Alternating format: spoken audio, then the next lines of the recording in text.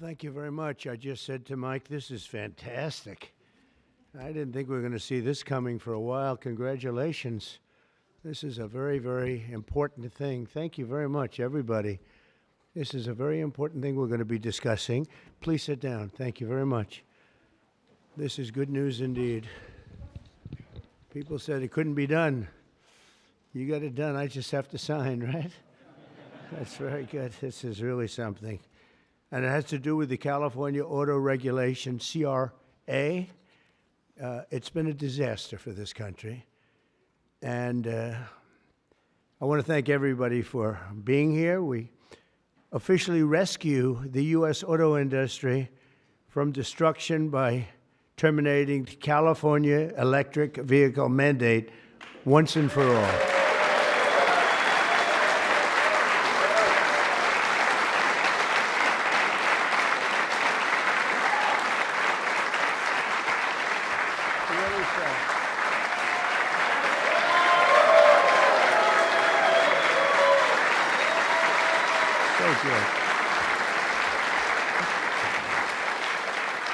They said it couldn't be done, but boy, it's had us tied up in knots for years.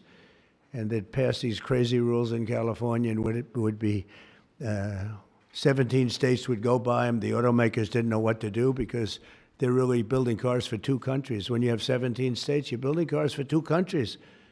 And I want to congratulate you all, the Senate, the House, the whole thing. It's incredible. I was going to sign a executive order and give it a shot. But the one good thing with this, number one, it holds up forever. And number two, unless somebody votes it out, they'll never do that. And it's just so much better, huh? It's so much better. That's so great. Very proud of you. We're joined today by the great Speaker of the House. I think he's going to go down as a great Speaker of the House, too. I may be wrong. I may be wrong. Who knows? Who the hell knows? I think he is. And he's doing something, the only thing I would say is more important than this one, and I'll tell you what, it's almost close. That's how big this is today. But the great, big, beautiful, I added the word great, you know, I used the word. The great, big, beautiful bill. It's going to be one of the most, I said it this morning to a group, I think it's the most important, one of the most important pieces of legislation ever signed, ever approved. So it's going to be something very special. Thank you very much. Speaker of the House, Mike Johnson, thank you. Secretary Sean Duffy, and they had a problem in India today, and you're on that. Sean's doing a tremendous job. Secretary Chris Wright, everybody said you'd never be able to get him. He's the most talented man, they say, in the oil and gas industry. I'll let you know in about 2 years if that's true.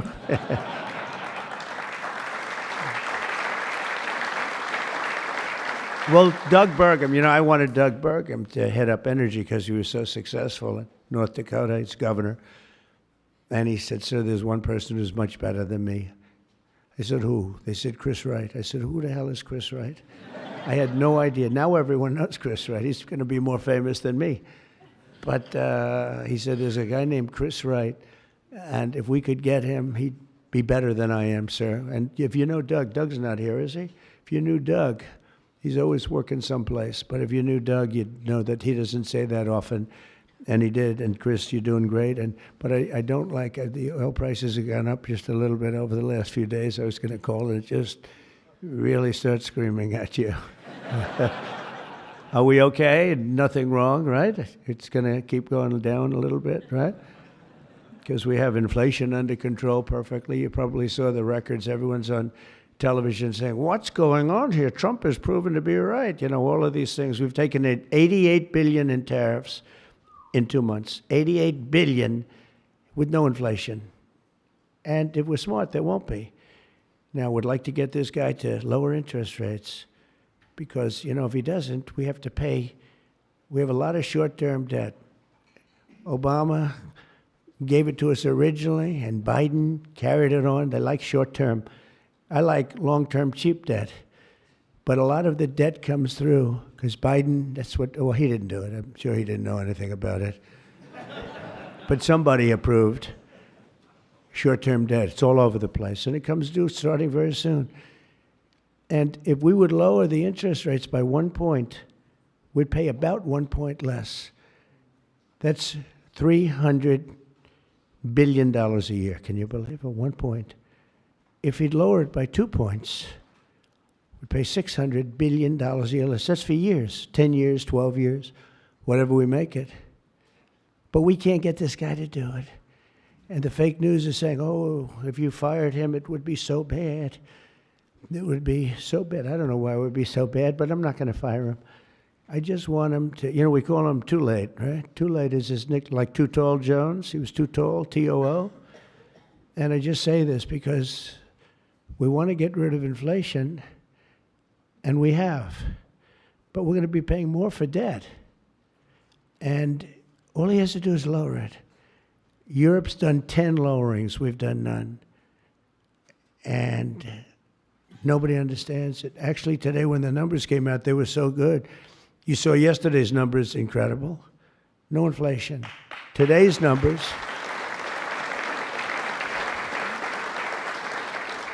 Today just came out, same thing, no inflation. They're all shocked. All these guys are watching from business, CNBC, and all of these different networks. Maria Bartiromo actually got it right. She's been getting it right for a long time, that one. I hope she's appreciated. And Joe Kiernan's been very good at CNBC, I must tell you, but other people aren't so good. But I will say that they can't believe what's happening. But if I could, because we can discuss, we get a lot of press, we get a lot of cameras rolling right now. Not that I like doing it, because I don't. But if we cut our interest by 1 point, for years, we save $300 billion. If we cut it by 2 points, we save, because it's pretty equivalent. We're going to spend $600 billion a year, $600 billion, because of one numbskull that sits here.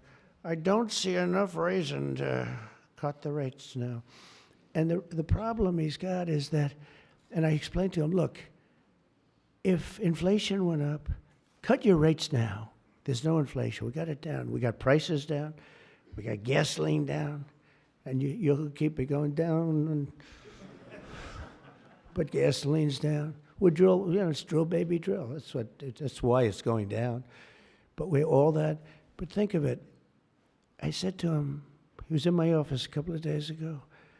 I said, if you think there's inflation, let's find out, because I think we're going to keep it down. I think gasoline's going to be so far down. Oil, energy, it's so much energy. We have so much energy, we don't know what to do with it.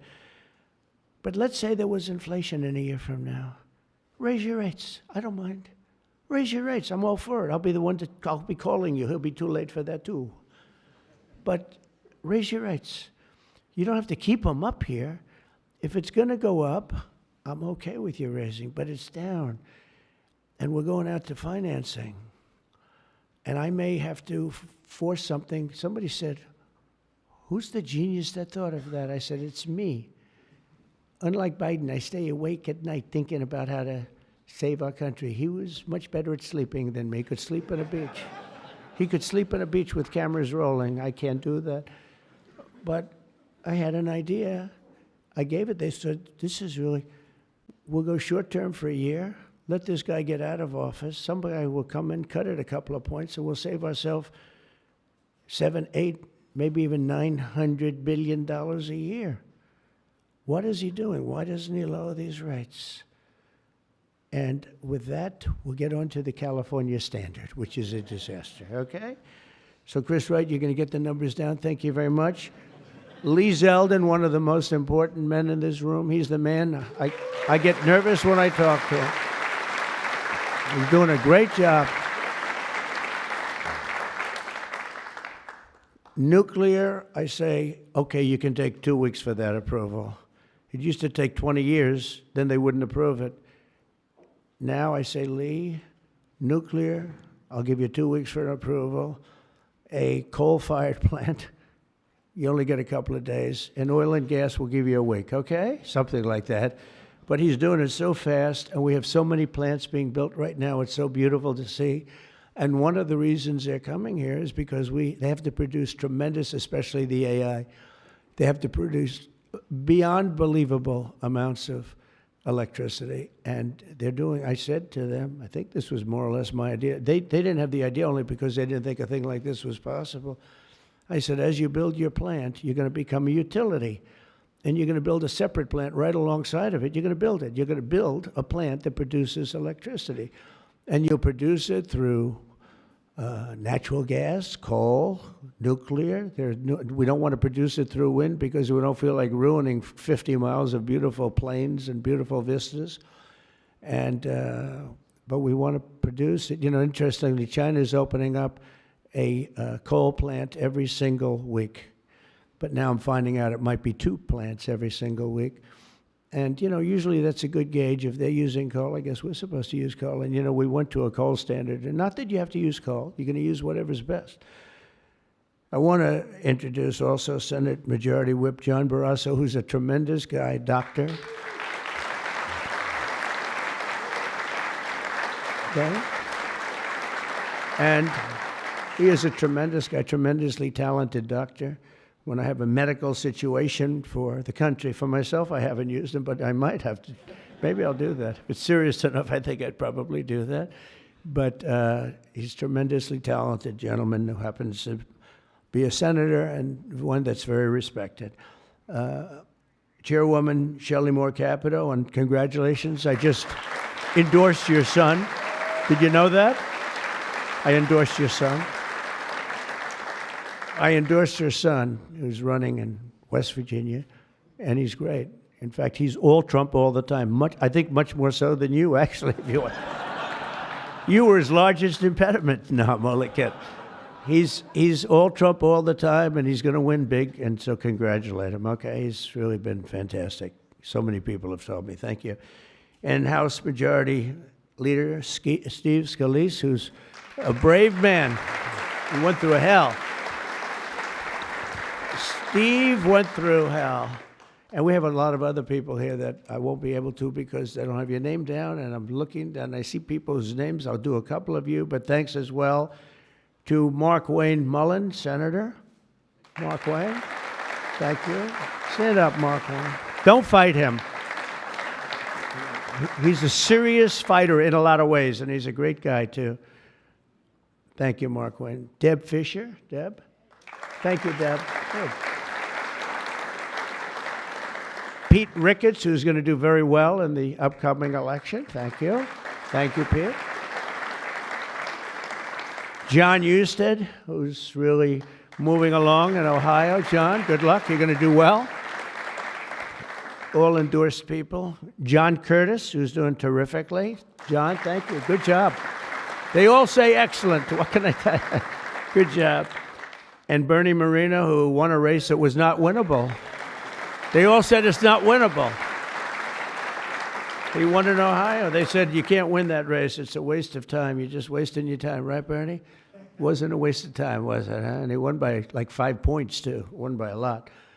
Along with Representatives Kevin Kiley, Vince Fong, Jay Obernolte, Doug Lamaffer, Darrell Issa. Where's Darrell? I haven't seen you in such a long time. Look at you. How good you look, huh?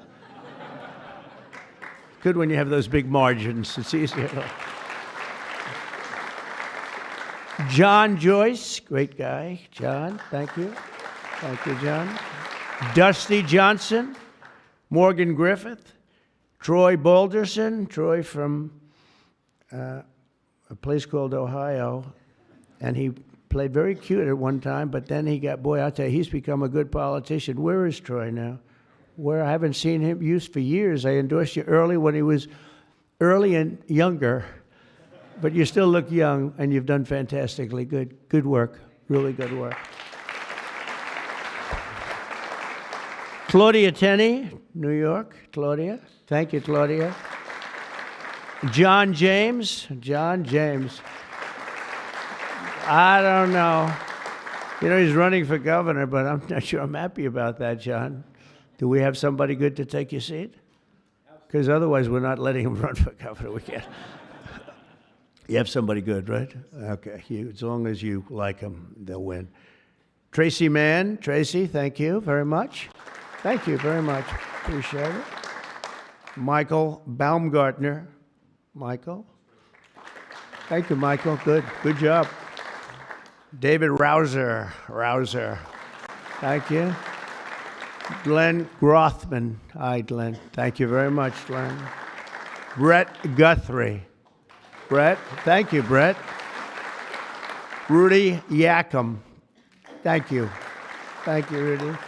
And I want to thank you all. And there's some additional people in the room, but we have to get back to this. This is like so big. This is a big one.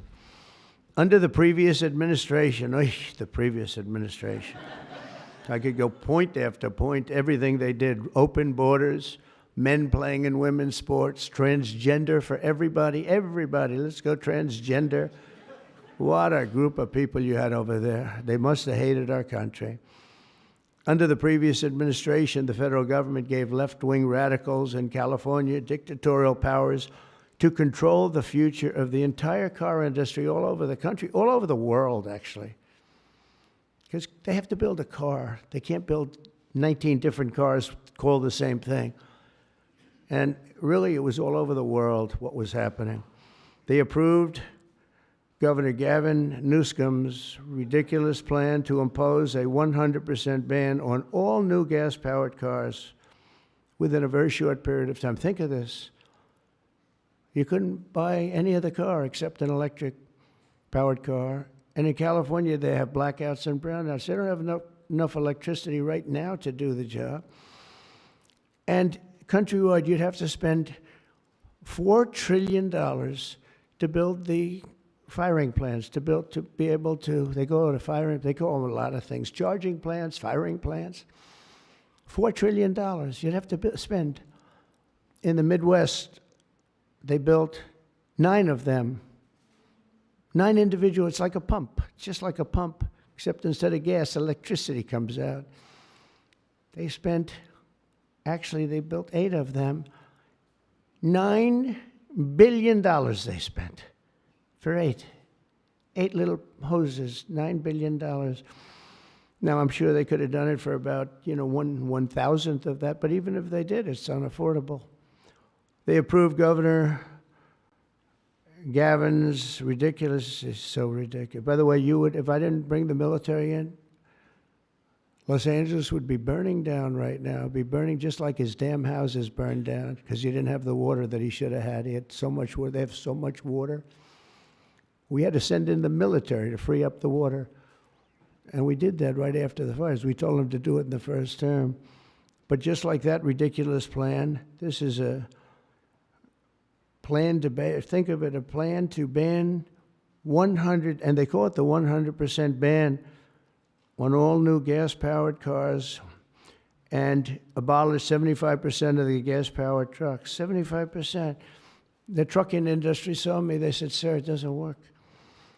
Number one, the trucks are so heavy. They're 2.5 times heavier than a diesel-powered truck. So one of the big truckers owns 28,000 trucks, big company, tremendous company. He said, I go out of business immediately. I'm not going to play games. He said, did you explain these things to the government officials? Like the truck weighs 2.5 times more than a regular truck, a gasoline-powered diesel.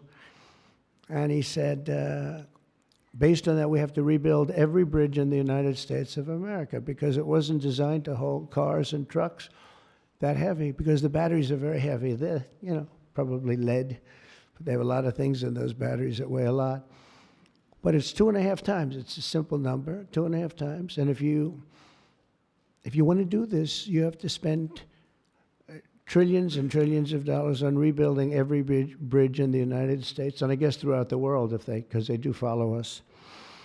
And the big rig buses and even cement trucks, they want to abolish certain categories of truck, but they want to go 75% of all of these trucks have to be abolished almost immediately. The time is just crazy. And they don't go far. Another little problem. With a tank of diesel, you can go from New York to Los Angeles if you want to go to Los Angeles right now. But New York to Los Angeles, and you can go back a little bit. With the electric truck, you'll stop approximately 6 times. Enjoy your stop. And the truckers saw me, and I said, "Did you just explain this? Because this is like, you know, if you explain it, if a person's reasonable for that," he said, "we explained it, they didn't care. They said, we're going all electric." They can't be stupid, because anybody that can cheat on elections like them is not a stupid person. But they must hate our country. But I said to this big trucker, he said, "Sir, I've been buying trucks my whole damn life." He's a rough guy, smart guy. He said, "I got thousands of them. I've been buying them for 50 years. And every single year they got better. They got more efficient, they got bigger, they got stronger. I build apartments in my trucks now for the drivers." I said, "What's an apartment?" "That's on the cab. They put this in." "And sir, I know you like luxury, but you wouldn't mind living in one of these." I said, "Maybe I would, maybe I wouldn't." I mean, it doesn't sound too appealing, but I said, "So what's the problem?" He said, "So I noticed one thing. For 50 years, every single year, one thing happened. They got better. They got stronger, they got more efficient, they got faster. They could carry any load. If we went to this standard, we'd go back beyond 50 years. They wouldn't go as far as a truck from 50 years ago. It would be too heavy and have all the other problems." He said, "We'd be going backwards. We'd be taking a trucking industry, would be starting all over, but actually it would be worse because it was better 50 years ago than." So I said, "What are you going to do if I don't win this election?" This was before the election. He said, "You don't win the election, I'm going to close up my business because I'm not going to lose my," he said, "I'm not going to lose my ass. I know exactly what's going to happen. It's going to be a catastrophe. It's the craziest thing I've ever heard. They're making you buy stuff that doesn't work. It's no good. It doesn't work." And I'm all for electric. If you want to buy electric, you can buy electric. Cars are great. If you buy the right ones, cars are great. And you should be given the option: buy the electric car, buy a gasoline-powered car, buy a hybrid. Probably not hydrogen, because hydrogen has a tendency that when it blows up, you're gonzo. It's over. They find you 75 yards down the road, you know. "Where is he?" "Well, I think that's him, but I'm not sure." So, you know, they said, "We think we can solve the problem." I said, "That's not good enough." When they think, "No, it sounds like it's quite severe. If it doesn't work, Steve, it'll work most of the time, but if it doesn't, it's over. It'll make your accident look like peanuts compared. You wouldn't be around, I'll tell you, because it's pretty bad." But some people like it. I don't know. Let's see what happens. But I would say it's off to a bad start. But because of the size of California's population and the fact that 17 other states follow California, that's the problem. 17 other states follow California. They have the most ridiculous laws I've ever seen for a lot of things. This is just cars, and trucks and they have a lot of them for other things. But we have, it's called the California Car Standards. And this horrible scheme would effectively abolish the internal combustion engine, which most people prefer. Like so far, I'd say about 90%. In fact, General Motors announced yesterday they're going to spend about $6 billion because of tariffs, and maybe because of my election on November 5th. But because of tariffs, I think, more than anything. They're all coming back. They're coming back from other countries that took them 25, 30 years ago. They're all coming back. We have now almost $15 trillion. They had almost nothing last year, and the year before, they've very, very little. Nobody wanted to be back here. Nobody wanted to come to our country anymore because we were like stupid people. We looked like stupid people. We were laughed at all over the world. Now we're not laughed at anymore, I can tell you that. But they wanted to shatter our domestic supply chains and literally grind civilization to a halt. We would have gone so far back. It's hard to believe, actually. Hard to believe when you don't have enough electricity to give a person a little air conditioning in the summer, and now they want you to take electricity and fire up all these cars. But we're not going to let that happen. Meanwhile, all of the auto jobs would be shipped to China because they're very strong on electric, and it lives off an estimated 200,000 American auto workers would be destroyed. It's one of the reasons I did so well with the United Auto Workers. And now I'm really doing well with them. I did phenomenally with them. No Republican ever got any numbers like I got. In the Teamsters, too. Sean O'Brien, the head of the Teamsters, these guys, they like Trump because I produce jobs. They know that. Everybody knew that, the auto workers knew better than anybody how good the tariffs were. And the head of the auto breakers, I don't know him at all, but he didn't like me at all. Now he's going around saying, this guy's unbelievable.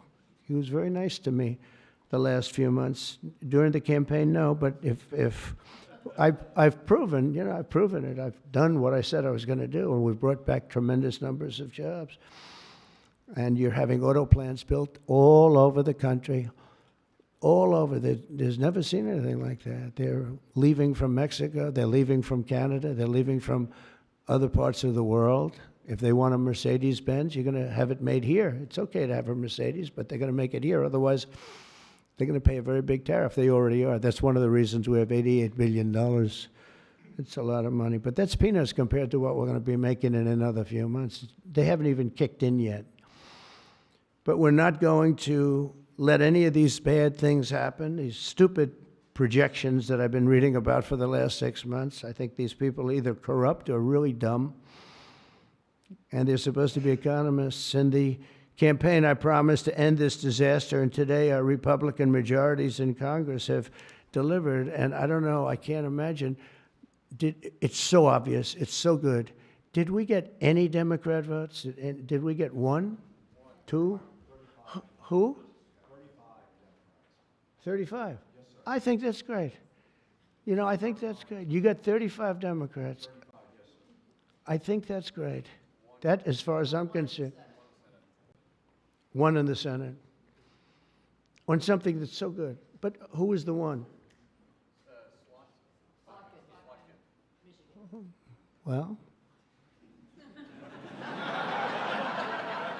I shouldn't have asked. I congratulate her. I don't care. I think it's great. It's very interesting. Why did I ask that question, Mr. Speaker? But in a few moments, I'll sign 3 pieces of legislation that will kill, totally kill. They can't do anything about it.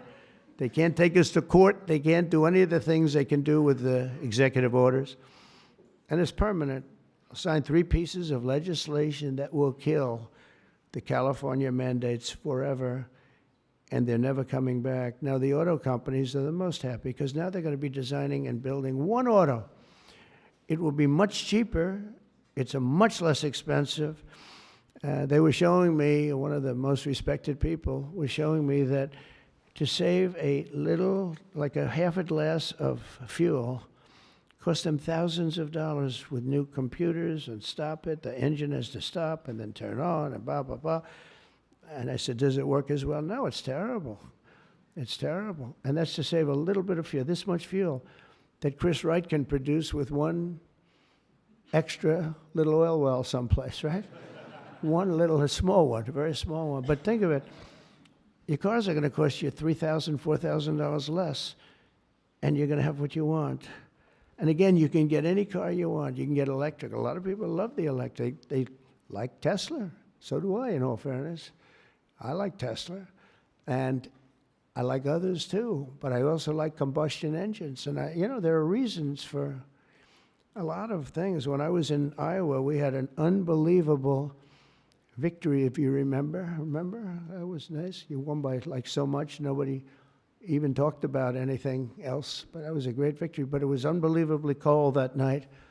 And I was going to watch my victory in the area where I was going to make a speech. And the whole place was littered with cars. I said, what happened? They were electric cars, and they don't work in cold. I said, I didn't know that. And they don't work in extreme heat either. Other than that, they're wonderful. But No, but if you're in a cold climate, how do you do that? But they're electric cars, and I noticed that, and then I didn't pay much attention because we won by about 65 points. So I was more interested in that. But I do remember that scene. I said, what the hell is going on over here? This historic action will also help us reduce inflation and bring down the price of automobiles and electricity very, very substantially. We're building massive electricity right now. It's already started because of that guy right there, Lee Zeldin. By far the most important man in the room, Mr. Speaker. Stand up, Lee.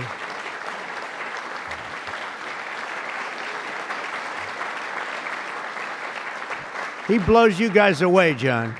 He blows the politicians away. I'm sorry right now. He's a great politician. He almost won for governor in New York, which is just missed by a few points.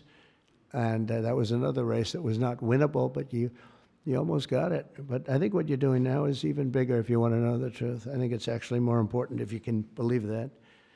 Under the previous regime, car prices skyrocketed as a direct result of the mandates. These mandates, this nonsense that you had to do. And they had so many other rules and regulations that the car companies who are here today appreciate that. And Susie Wiles is here today. Stand up, Susie. Most incredible woman. Most powerful woman in the world, they say. She's the most powerful. She was rated the most powerful woman in the world. Susie Wiles. One phone call and a nation is destroyed. She could destroy 5 nations with 5 calls, and she's doing a great job. More importantly, right? Doing a great job. There's nobody like. Energy prices would likewise soar as a radical left forced more electric vehicles onto the grid while blocking approvals for new power plants. They want to block the approvals. They want you to have a car with electric, but they block the production of the juice that runs the cars, and all of them, all forms of cars. It's just the craziest thing. We're in a different sphere now. We're in a whole different planet right now. The result would be rolling blackouts and a collapse of our power systems. We'd have a total collapse. You couldn't do it. You couldn't even do it. Think of it, they're forcing you to do something, and they want you to do boats also. I assume boats are being covered by this, and boats, they want you to go all electric, and the batteries are so heavy, the damn boat practically doesn't float. I used to have a lot of fun talking about that one on the tours. We'd talk about it. And I said, what would happen if the boat sank? Because we went to North Carolina, South Carolina. We visited boat factories. Unbelievable guys. And they said, sir, we have one problem. They're forcing us to go electric for the boat. I said, how's it going to work? The boat will not float, sir.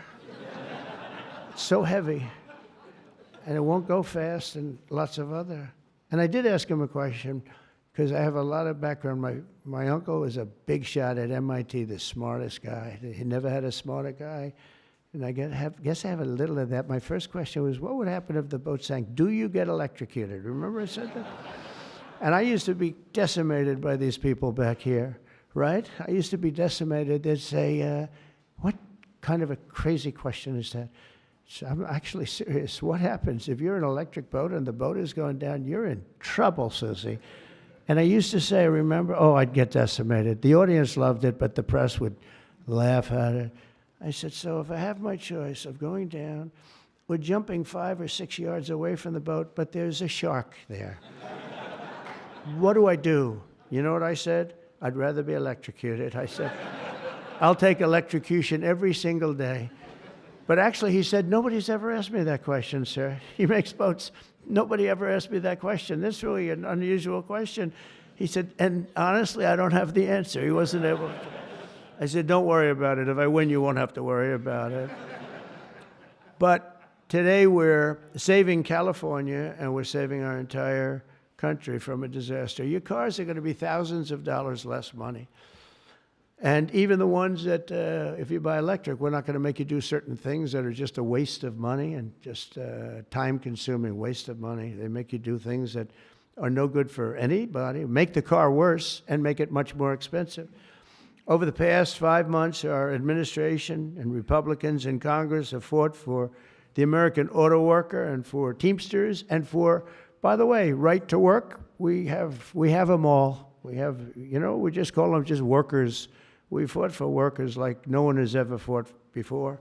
I understand that. It's why we won. We won with workers. We won with young people. I just saw with TikTok, I was number one on TikTok in its history. Can you believe that? So I guess I like TikTok. That's why they're saying, are you saving? And we probably will save TikTok, actually. But on my first day in office, I ended the Green New Scam and abolished the EV mandate at the federal level. We abolished it, which is basically that everybody will be driving an electric car within a very short period of time. Now I know why Elon doesn't like me so much, which he does, actually. He does. And he never had a problem. It's very interesting. This is not something new. This has been there from day one, Speaker, right? We're going to abolish the EV mandate. And Elon still endorsed me because, honestly, he never, ever spoke to me about that. And I used to say, I'm amazed that he's endorsing me because that can't be good for him. I'm abolishing the EV mandate. And I once asked him about it. You never talked to me about that. He said, well, as long as it's happening to everybody, I'll be able to compete. It was a very interesting answer. I thought it was a very honest answer, to be honest with you. And I talked about it, that incredible, you would have thought he would have been, from day one, you got to make sure you don't do the EV mandate, the abolishing, and never did. Very honest in that sense. And he did say to me, I actually asked him because it was like really strange how I'm with him. He's very, a friend of mine, and he makes electric cars, and we're saying you're not going to be able to make electric cars, or you're not going to be forced to make all of those cars. You can make them, but it'll be by the market, judged by the market. And that's what he said. He said, as long as I'm on the same plane as everybody else, we're going to do good. We make a better product. I said, that's very cool. It's very cool. That was my answer. After that, he got a little bit strange, but I don't know why, over much smaller things than that.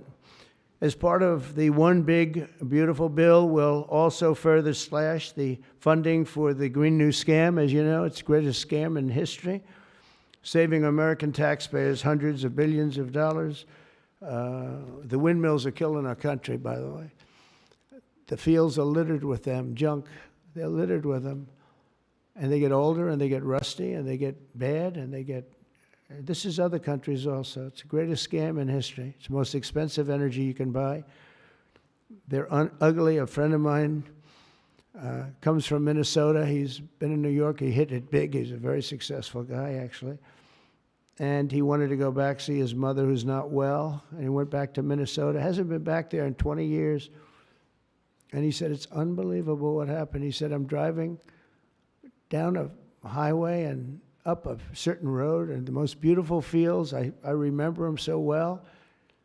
And I was so looking forward to seeing them again. And I looked at them, and they had windmills all over them, these horrible, horrible structures. He's a very smart guy, this guy. He said, these ugly, horrible things. And he said, it was so bad, I actually drove back to see it because I couldn't believe it. Before I even got to my mother, I drove back. I said, how much do you like your mother? But no, it hurt him to see it. He said, I looked at this field that was one of the most beautiful places in my own mind and imagination that I've ever seen. And I said, it's littered with this garbage.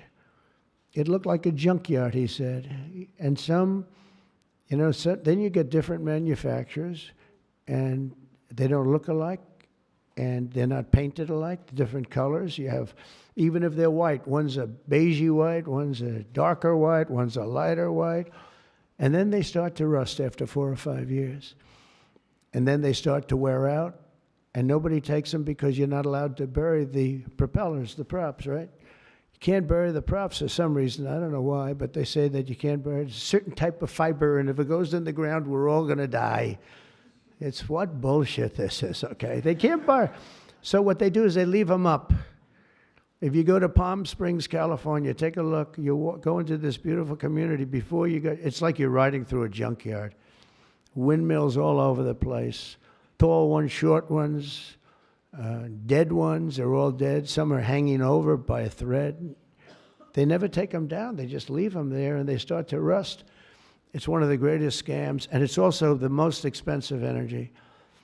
And the environmentalists say, oh, we love wind. It sounds so good, but it's a horrible thing. Environmentally, it's a horrible thing. I say that to you.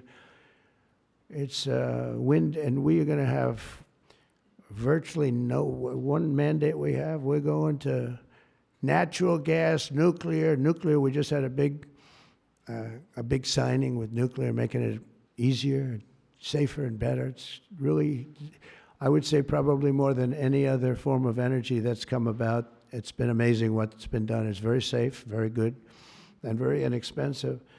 But we're not going to let windmills get built because we're not going to destroy our country any further than it's already been destroyed. You go and look at these beautiful plains and valleys, and they're loaded up with this garbage that gets worse and worse looking with time. It starts when the rust comes. 4.5 years, it starts to rust.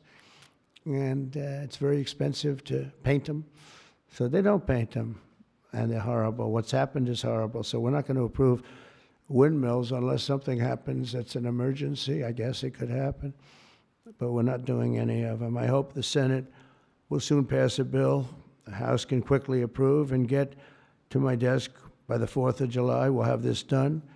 And to further defend our auto workers, I imposed a 25% tariff on all foreign automobiles. Investment in American auto manufacturing is surging because of it. They have Mercedes all over. They pay 25% if they don't make the car in the United States.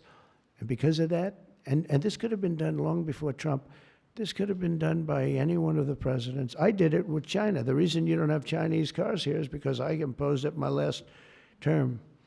I actually asked the question. I said, do we have any Chinese cars here? No. Why? Because you imposed a 25 or 27.5% tariff on Chinese cars. So they're not coming here, but they are going to Europe all over the place. But I love China. We just made a deal, and I respect President Xi a lot. And we made a deal that's good for both countries. The deal we made with China, good for both countries. Going to be a lot of money made, and it's going to ultimately open up China, which is the ultimate thing. And I'm going to be working with President Xi. We had a long talk about it. And that's going to be good for China. It's going to be good for us. But we're going to be opening up China. That's bigger than what we signed. And I think had we not signed it, that wouldn't be happening. It's going to happen. It's going to happen fairly soon. But to further defend our auto workers, I imposed this 25% tariff on all foreign automobiles and investment in American manufacturing and auto manufacturing. All manufacturing is surging. And I might go up with that tariff in the not-too-distant future. The higher you go, the more likely it is they build a plant here. Ford has just announced that it's going to invest $500 million in some of the things involved in what we just did. General Motors is going to spend $4 billion. They just announced that yesterday. Stellantis announced that it's going to reopen its Belvidere assembly plant. That's good. I know the plant very well. Had a lot of problems. They're going to spend $5 billion. And Hyundai announced that it will invest $21 billion in America. They wouldn't have invested 10 cents if we didn't have tariffs, including for manufacturing American steel, which is doing great. American steel is doing great now because of what we did. You wouldn't have, if I didn't put tariffs on steel, they were dumping steel. China and a lot of other countries were dumping steel in our country. Garbage steel, dirty steel, bad steel, not structurally sound steel, real garbage, but it was still there, lots of it. And if I didn't put tariffs, I put 25 and 50% tariffs on steel, right? John James would put tariffs on steel, and we were doing great with steel. Now we're really doing great. A big investment's being made in Pennsylvania. You've been reading about it. They're going to spend $17 billion on U.S. steel. And all the steel workers wanted it. And we have a golden stock. We have a golden share, which I control or President controls. Now, I'm a little concerned whoever the president might be, but that gives you total control. It's 51% ownership by Americans. And we have a company, a great company, Nippon. They're coming in from Japan. They're going to spend $17 billion. And somebody said, well, what happens if it doesn't work out? I said, they spent $17 billion. We can't put it on a trailer and drive it to Japan. This is a steel mill. You know, some businesses you can move. You move your office, and that's where the business is. With this business, they're spending 17, think of that, 17 billion. They're going to have them all over the country. I want to introduce several of the great Americans representing the millions of people whose livelihoods we're saving with today's action. I just can't tell you how incredible this action is, because nobody thought. This was one that I wasn't so, I would have rather had it than almost anything, but I was told by everybody, except that guy right there, that you couldn't get it. Bill Kent runs a chain of family-owned convenience stores that opened in West Texas in 1957, known as Kent Quick. And Bill, if you could come up and say a few words about what the signing means to you, please.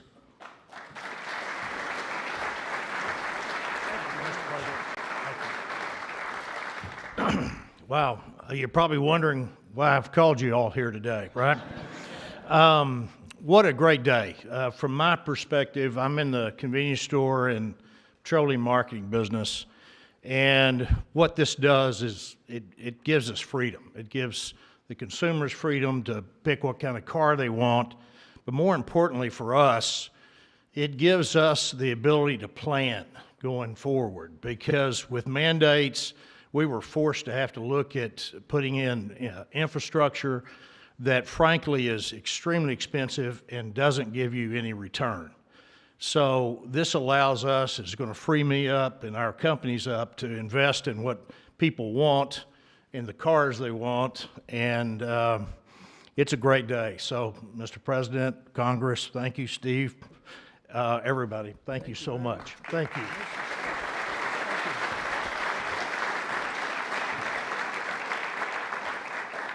And a friend of mine for a long time is John Hess. He's one of the top CEOs in the country, and he's now the CEO of Hess Corporation, one of the biggest oil producers, and he's a fantastic person with great knowledge of the subject matter.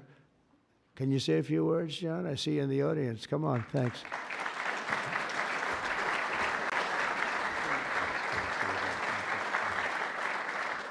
Hi, I'm John Hess, and CEO of Hess Corporation, a proud producer of oil and gas in North Dakota and the Gulf of America.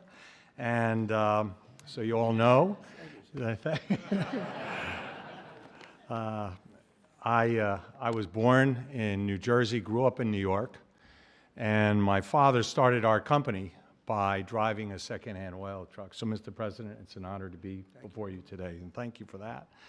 Mr. President, during your campaign, you made a commitment to the American people to repeal unworkable and costly mandates for cars and trucks and let the consumer choose what type of vehicle they drive. Today, with the bipartisan support of Congress, you're making good on that promise.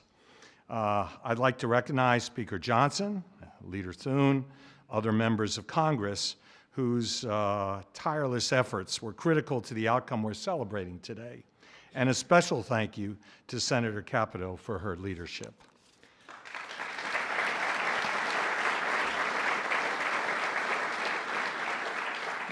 This announcement today is about consumer choice and affordability for American families. It's also about making our country auto industry more competitive, Mr. President, and you said that very eloquently. As you know, Mr. President, one-size-fits-all policies like those adopted in California do not work. America, in every state, every American should be able to choose what they want to drive, not the government. We as a country would be basically leaning into our competitive advantage with this repeal on oil and gas. Oil and gas are a strategic industry for our country, underpinning energy dominance, economic prosperity, and national security. We are truly energy independent. So, Mr. President, on behalf of Hess Corporation, on behalf of the oil and gas industry, and every family across our country, thank you for your courageous leadership and your commitment to consumer choice and energy affordability. Thank you very much.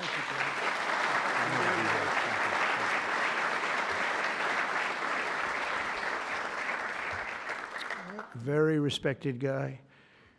The California EV mandates would also have devastated our nation's incredible truck drivers and the trucking industry, and I gave you a little bit of a rundown on that. But a diesel-powered semi-truck can drive from Reno, Nevada, I'll give you some other locations, Nevada to Los Angeles, California, and back on a single tank of diesel oil, diesel fuel, but the same exact journey would require an electric truck driver to stop also 6 times at recharging stations, adding an estimated 9 hours to the trip. I don't know too much about the trucking industry, but this is not sounding good.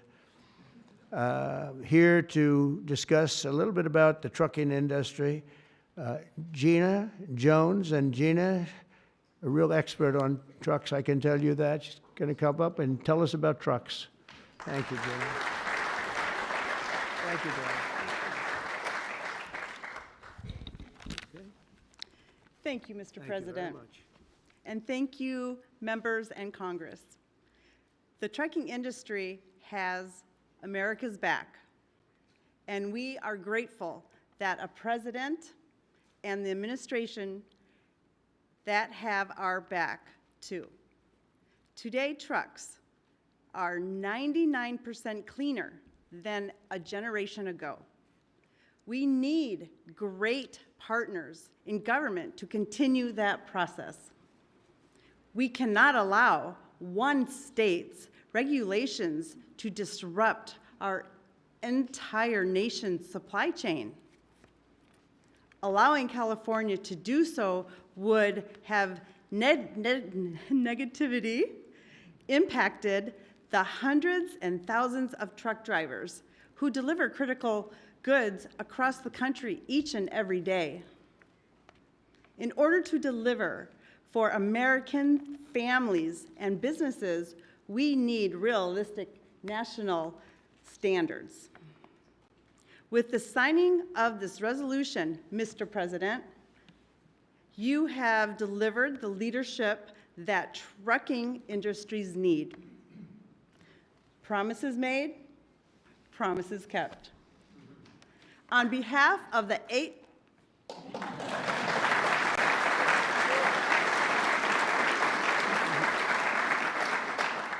On behalf of the 8.5 million Americans who work throughout the trucking industry, I thank you. Thank you very much. Thank you very much. Great job.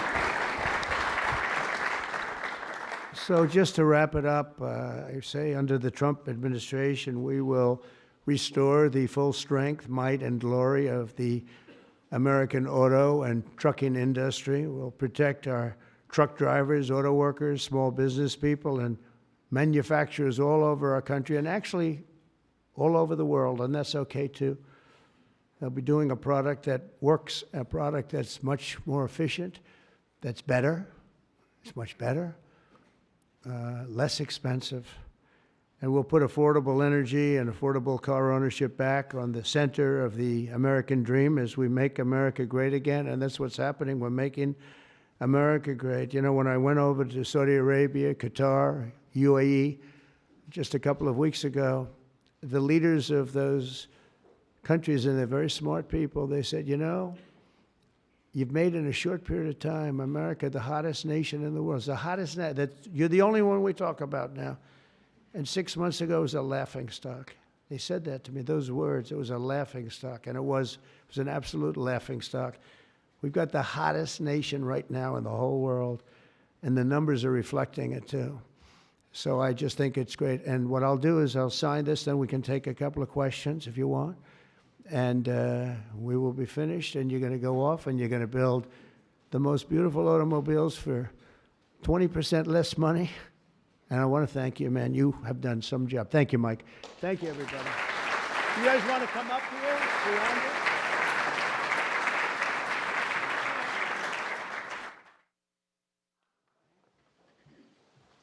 Come on, surround it.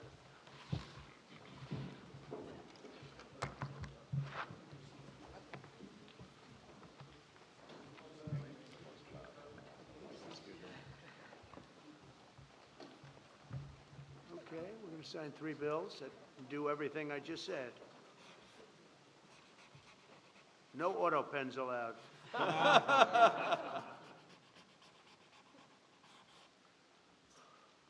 for you. Keep that mic.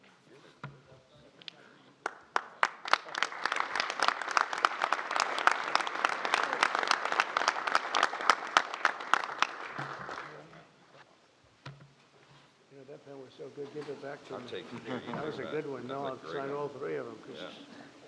you never know what you get with the new one. Number 2.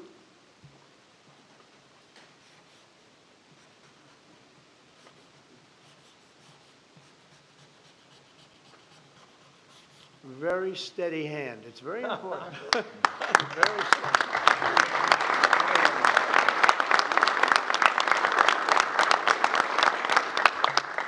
Only a steady hand can sign like that, right? Absolutely. Right? I've been told that, actually. And here's number 3, and it all goes into effect. Everything I said goes into effect. Lower prices, better cars, and choice. sense. You can say choice. We have choice for education, and you have choice for cars now, right? Common Right, sense is common right. sense. You're right. Common sense is right.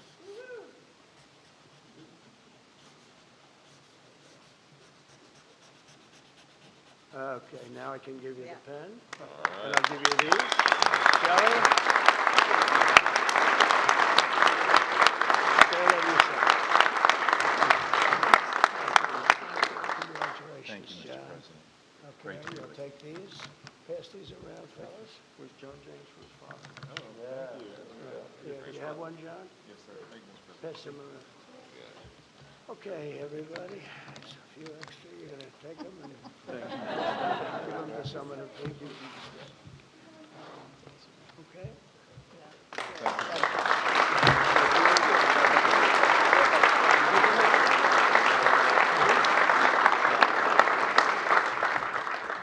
Go ahead, please.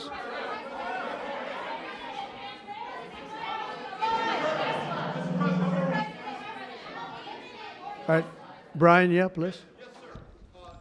I have some very close friends who run some of the largest auto dealerships in Southern California, Rusnak Automotive Group. Good. Their message to you, they're 100% behind you right now. They know they're going through some soft sales period. It's true. They're in it for the long haul. What's your message to thousands of auto dealerships across this country that are kind of navigating through this tariff? Yeah, they're going to do better than ever before. They're going to sell cars in America at levels that they've never even thought of before. And they're going to make more money than they ever made before. It's going to be great. They're going to be selling a better car, too. It's going to be a better product. And they're behind you 100%. I know. I know that. They have been behind me, right? They knew it was right. They've been asking for this for 25, 30 years, in all fairness. No, they're very happy. I told you the Auto Workers Union, we got tremendous votes. But they like me today even better than they did on Election Day on November 5th because they see the results now. They're all happening. And yeah, and they have plants moving in, Brian. A lot of plants are moving in. Thank you very much for that question. Yeah. Was Governor Gavin Newsom trying to kill the auto industry then? Oh, he was killing the auto industry. I don't think he knew it. I think he's a guy who he's just got a faulty thought process. You look at that train. The train is the most. I've seen people, stupid people with cost overruns for years. I've watched where something would cost twice as much or 3 times, but this thing is costing 20 times more. It's the most incredible disaster I've ever seen. That's one. The cars are just as bad. Everything's bad. And now you have this situation. So his own sheriff, who's a good man, by the way, said 2 days ago or 3 days ago that we could not have done this without the military. They were going to take over this whole, they couldn't have done it. Now today they got him to change his tune. He said, oh, I think we could have handled it. You know, it's so sad. He was so honest. I was using his quote all over the place, and they got him to change. But he knows. Los Angeles would be right now burning to the ground, just like the houses burned to the ground. It's so sad what's going on in Los Angeles. Think of it. They had a fire that should have never had because they should have listened to me in the water. Eventually, we broke in and we had the water come down from the Pacific Northwest. I could show you pictures now with the half pipes, the big half pipes coming all the way down California. Water, so much water. They don't have any droughts. They don't have any. They have so much water. They sent it all out to the Pacific Ocean for 20 years. So ridiculous. And we got them to take it now. But what they do and what they're doing, this is a big problem. And what they really want to do is keep criminals because they're trying to protect criminals. Sanctuary cities are a disaster in this country. And most of the voters don't want them. Politicians like them for whatever reason, but I think the politicians are wrong. That's why we won in such a convincing fashion. We won all 7 swing states. We won by millions of votes. We won 2,750 districts as opposed to 505. That's why when you look at the map, it's almost all red. It's got 2 little blue stripes on each side of it. It's almost all red. But now you have to... I always got along with Gavin. I like Gavin. I've liked him, always. He said I never called him. You know, they asked him a question on Fox, I guess. I never spoke to him. He doesn't remember the call. He doesn't remember. I never spoke. And then I produced a phone call. I had it. It took me about 2 minutes. I said, well, here's the call. It lasted 16 minutes and 4 seconds. And it was at 12:30 in the evening. I actually made a call, didn't pick up. I called him a second time, and he picked up. And I told him, I said, you have to get your ass in gear because you're going to have a problem there. And he would have. If we didn't bring the military in, you would have right now something. And I went through it because I follow the rules 100%. And I watched in Minnesota where you have the man who ran for vice president of the United States. Fortunately, he was a disaster. But he wouldn't call in the National Guard. And I eventually called in the National Guard, but it was seven days late. I said, I'll never do that again. I'm never going to, if I see problems brewing, if they're not going to do the problem, I'm not going to wait 2 weeks. Because that city, Minneapolis, burned down.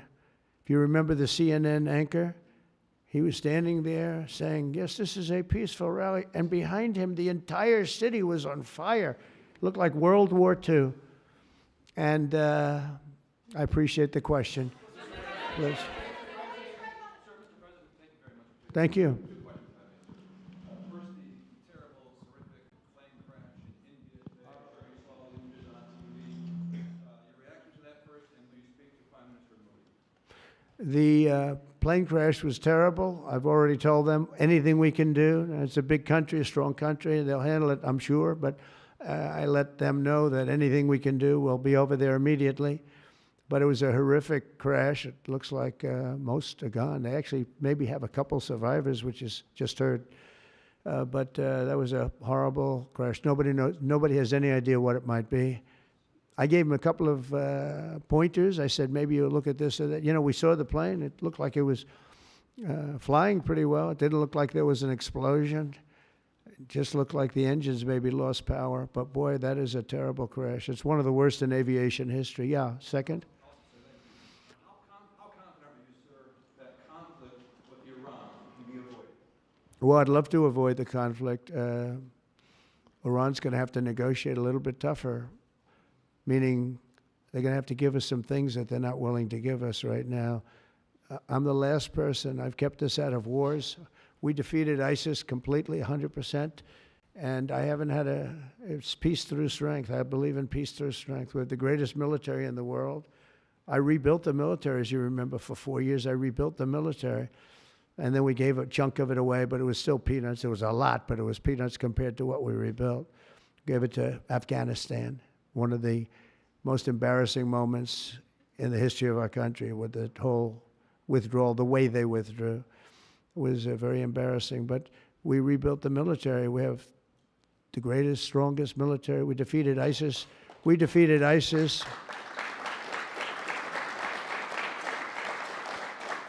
We defeated ISIS in 4 weeks. It was told to be 5 years. It was going to take 5 years, anywhere from 4 to 5 years. We did it in 4 weeks, with, by the way, headed by the general who's now the head of the Joint Chiefs of Staff. That's why he's there. He said it would take 4 weeks, and he did it in 4 weeks. He did actually a little bit faster.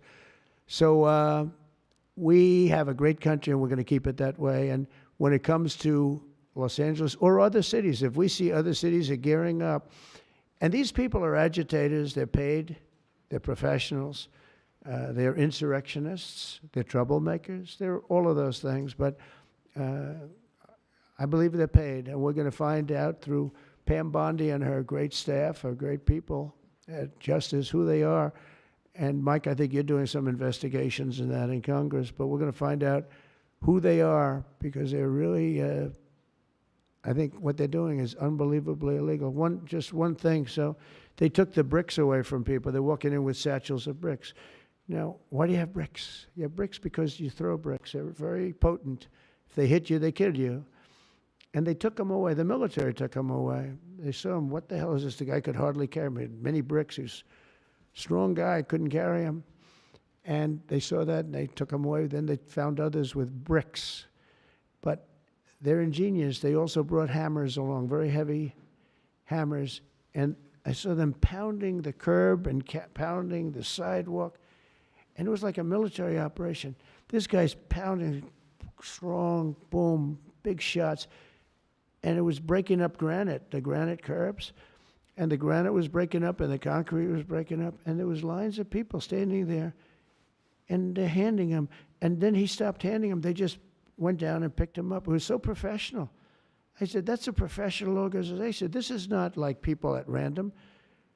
This guy's breaking up because they couldn't use the bricks. So who would think of this even? Did a lot of damage. A lot of curbs are broken. A lot of sidewalks broken. But I never saw that before. That's one I haven't seen. I thought I saw it all. And they have it on tape. And with that, people get killed. You know, they go to the bridges and they drop the concrete off the top of the bridge with a car coming along at 70 miles an hour, and the person dies.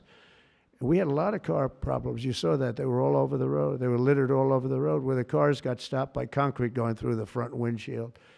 Now, these are bad people. If we didn't go, Los Angeles right now would be on fire. It would be a disaster. And we stopped it. And last night was very good. Nobody showed up. You know why they didn't show up? Because we were there. If it was just the police, because the police are great. I know those police, they're great, but they're told not to do anything. They're not allowed to act. Thank you.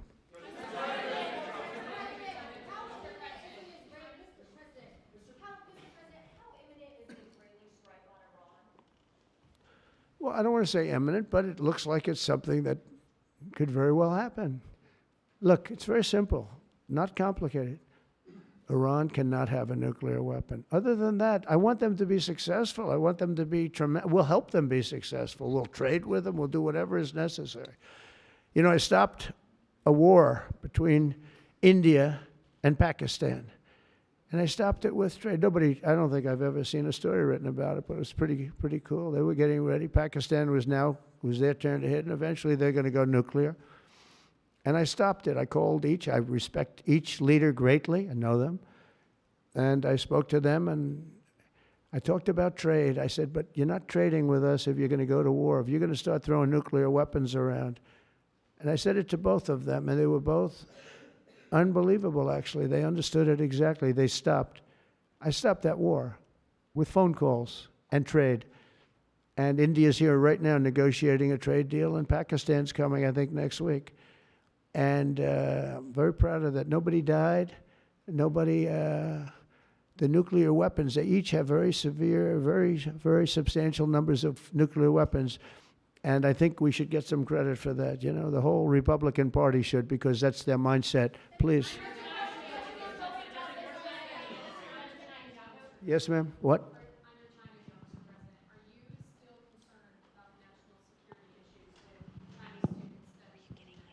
Look, I've always been in favor of students coming in from other countries. That includes China. And we have 500,000 Chinese students coming in. I've always been in favor of it. Does it mean that you have to watch people? Yeah, you have to watch students, but you have to watch other people also. I've always been strongly in favor of it. I think it's a great thing. It's also, it's good for our schools. It's good for, I think it's good for our country. I'm also in favor of having them stay. I've been in favor of letting them stay. If you get educated for 4 years, you're willing to get educated for 4 years. I like people being able to stay. You know, they have some great students. You have some, yeah, that's These are Republicans clapping. Because a lot of Republicans don't like that idea. I happen to like it. I'm a real Republican, believe it or not. But I like the idea. They go 4 years. To me, that's almost like, just buying your way in a very legitimate way. And, you have stories where Apple wants to hire somebody and they can't hire him because he can't stay. He went to a great school. He finished first in his class. They made him a big offer. And everything's done, but he has no idea whether or not he's going to be able to stay. And I'm all for making sure that people like that can go to work for all of our great companies. And you know what they do? They go back to their country, and there are stories that are all over the place. They go back to their company, and they start a company just like they were going to start here. They end up starting it in China or India or someplace else, and now they're among the richest people in the world. They've got thousands and thousands of employees that make it great. This is happening all the time, because they're not allowed to stay. And I think we'll probably end up doing something about that, right? I think. Yeah, go ahead. Go ahead. You in the blue, please. Light blue. Thank you, Mr. President. How close are you to setback on between Ukraine and Russia? We see a very bad escalation. Are you going to be leaving the hands of the Europeans? I'm very close to the situation. I'm very disappointed in Russia. But I'm disappointed in Ukraine also, because I think deals could have been made. And, we're losing 5,000, 6,000 people a week, soldiers mostly, but also people living in towns because they're getting hit by missiles again. How'd you like to live in a building and you think a missile has a good chance of hitting your building during the evening? It's horrible. Must be horrible to live like that. But, we'll get it, but it's, I'm disappointed that it's not done. We did great with India and Pakistan. We did very good with Israel. I thought, look, October 7th was a disaster. People forget, they like to forget. That was a horrible thing. But, none of these things would have happened if I were president. If I were president, none of it would have happened. You wouldn't have the Israel problem. Iran was broke. They had no money. We had big sanctions on them. Biden immediately let them get rich, the $300 billion they have right now. But they had no money for Hamas or Hezbollah. They had no money for anything. It was perfect. We wouldn't have had inflation that was caused by oil, Chris. The oil price went through the roof. It was also caused by their spending, but it was caused more by oil than anything else. The oil went so high, got close to $100 a barrel. And that also kept the war going with Putin, because at $100 a barrel, that was a big money-making experience. But now it's down to where it's not so good for them anymore. No, it's very important to get that solved. That's a bloodbath. That's a terrible bloodbath that's going on. Yeah, please, go ahead. Go ahead. Following up your question, answer on India and Pakistan for stopping the war between them. India says that they cannot talk to Pakistan unless Pakistan takes actions against terrorists. We're going to get those two getting together, I told them, India and Pakistan, they've had a long time rivalry over Kashmir. And I said, I can solve anything. I'll be your arbitrator. I will be your arbitrator. I can solve anything. And I started first question, how long has it been going on? They said, 2,000 years. I said, oh, that's a problem. Maybe I'll take it. Mr. President. When I heard 2,000 years, I said, maybe I'll have John Hess solve that problem. Mr. President, will you punish Israel for striking Iran? Peter? Thank you, President Trump. I have two. First, on immigration. What made you change your mind about targeting in California farmers and people in the hotel and leisure business? Well, we're not targeting. In fact, if you look today, I put out a statement today about farmers. Our farmers are being hurt badly by, they have very good workers. They've worked for them for 20 years. They're not citizens, but they've turned out to be, great. And we're going to have to do something about that. We can't take farmers and take all their people and send them back because they don't have maybe what they're supposed to have, maybe not. And you know what's going to happen and what is happening? They get rid of some of the people because, you go into a farm and you look and they've been there for 20, 25 years and they've worked great and the owner of the farm loves them and everything else. And then you're supposed to throw them out, and you know what happens? They end up hiring the people, the criminals that have come in, the murderers from prisons and everything else. So we're going to have an order on that pretty soon, I think. We can't do that to our farmers, and leisure too, hotels.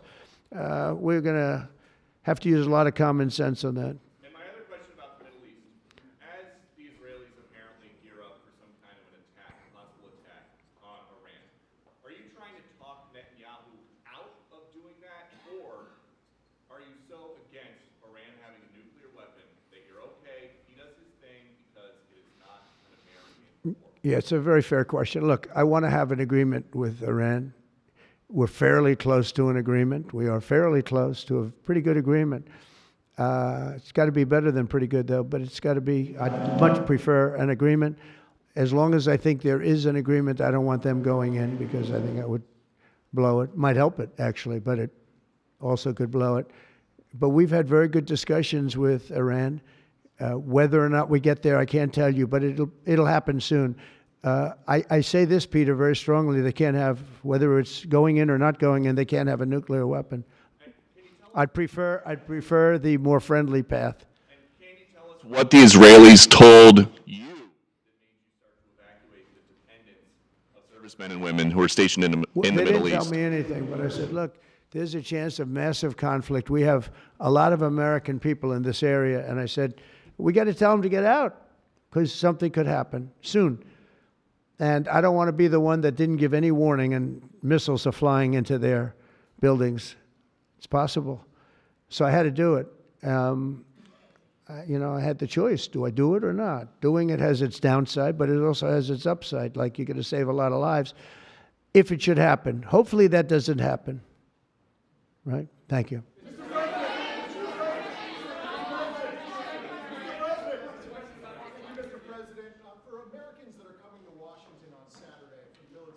It's going to be a great day. What would you like folks to take away from that day? What would you hope that they would remember? And also, Mr. How great President, our country is, and how strong our military is. We have the strongest military in the world. You know, it's very interesting. 3 weeks ago, it was the end of world anniversary, end of World War II, and I called France and Macron, who's a good man. I said, "What are you doing?" He goes, "We're celebrating World War II, our victory." I said, "Your victory? Your victory? Tell me about that." And then I called somebody else, and I happened to speak to President Putin at the time. Now, in all fairness to him, he lost 51 million people, and he did fight. Russia fought. Sort of interesting, isn't it? He fought with us in World War II, and everybody hates him. And Germany and Japan, they're fine. You know, someday somebody will explain that, but I like Germany and Japan too. But Putin is a little confused by that, you know. He said, we lost 51 million people and we were your ally, and now everybody hates Russia and they love Germany and Japan. I said, let's explain that sometime, okay? But it's a strange world. But I will say this, look, I want them to go away saying how great our country is and how great our military is. And I was making all these calls. For some reason, I spoke to like 4 different places. Sir, are you celebrating? And I said, you know, we won World War II and World War I, right? We won them. And yet we're the only country that doesn't celebrate. Everybody's celebrating except us. And I said, we should celebrate too.